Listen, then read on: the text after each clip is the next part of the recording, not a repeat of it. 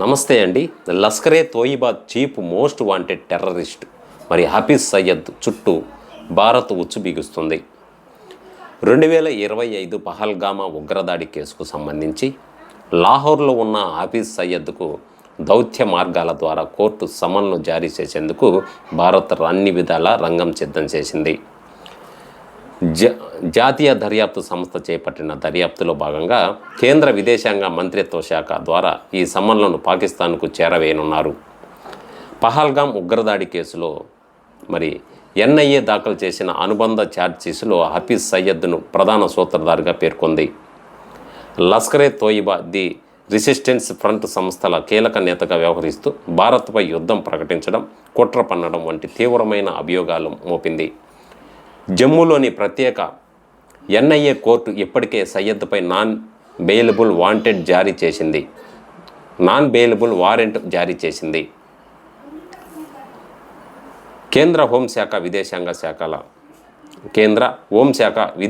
శాఖల సమన్వయంతో ఇస్లామాబాద్లోని భారత్ హైకమిషనర్ ద్వారా పాకిస్తాన్ విదేశాంగ మంత్రిత్వ శాఖలకు ఈ సమన్లు అధికారికంగా పంపే ప్రక్రియను భారత్ ప్రభుత్వం ప్రారంభించింది.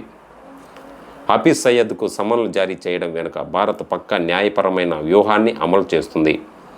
కొత్త క్రిమినల్ చట్టం మరి బిఎన్ఎస్ఎస్ సెక్షన్ 356 ప్రకారం ఒక నిందితుడు దేశంలో లేనప్పటికీ లేదా కోర్టుకు హాజరు కాకపోయినా న్యాయ విచారణను కొనసాగించి తీర్పు వెలువరించే అవకాశం కూడా ఉంది. ఈ చట్టం ప్రకారం ఒకవేళ సయ్యద్ భారత్కు రాకపోయినా అతనికి కోర్టుకు హాజరయ్యే అవకాశం కల్పించామనే అధికారిక రికార్డును కూడా మరి సృష్టించడం ఈ సమన్ల ముఖ్య ఉద్దేశం అన్నమాట. సో అర్థమైంది అనుకుంటా. అతను కోర్టుకు రాకపోయినా వచ్చాడు అని రికార్డులు సృష్టించడం దీని ఉద్దేశం. దీనిని ఆధారంగా అతడిని అధికారికంగా చట్టం నుంచి తప్పించుకు తిరుగుతున్నాడని, అదేవిధంగా నేరస్తుడిగా ప్రకటించి న్యాయ విచారణ పూర్తి చేయడానికి మరి ఇదొక మార్గం సులువవుతుందని చెప్పుకోవచ్చు. పాకిస్తాన్ నుంచి నేరస్తుల అప్పగింత లేదా సహకారం లేనప్పటికీ సయ్యద్ను చట్టం ముందుకు తీసుకురావడానికి అందుబాటులో ఉన్న అన్ని దౌత్య న్యాయ మార్గాలను ఉపయోగించామని భారత్ ప్రపంచ వేదికలపై నిరూపించుకోవచ్చు.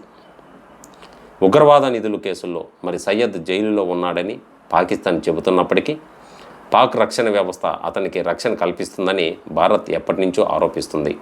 ఈ తాజా చట్టపరమైన ఆధారాలు ఫైనాన్షియల్ మరి యాక్షన్ టాస్క్ ఫోర్స్ వంటి అంతర్జాతీయ వేదికలపై పాకిస్తాన్పై ఒత్తిడిని మరింత పెంచడానికి దోహదపడతాయన్నమాట. విదేశాల్లో దాక్కొని భారత్ భూభాగంపై ఉగ్రదాడులకు కుట్రలు పన్నుతున్న ఉగ్రవాద సూత్రధారులను కొత్త చట్టాల ద్వారా బోనులో నిలబెట్టేందుకు భారత ప్రభుత్వం వేస్తున్న వ్యూహాత్మక అడుగుగా మరి ఇదొక అస్త్రం అని చెప్పుకోవచ్చు. సో ఇదండి వీడియో నచ్చితే ప్లీజ్ లైక్ చేయండి, ఛానల్ని సబ్స్క్రైబ్ చేయటం మర్చిపోవద్దండి ప్లీజ్. ధన్యవాదాలు.